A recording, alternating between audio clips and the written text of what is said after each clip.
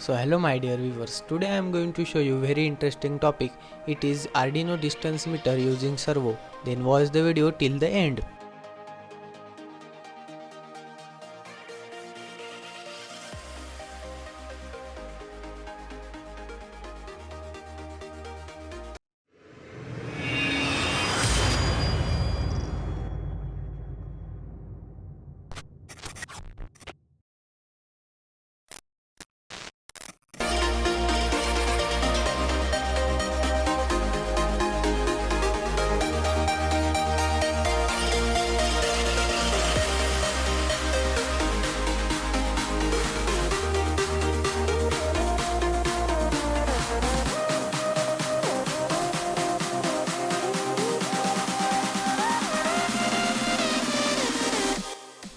Check the circuit diagram in description below.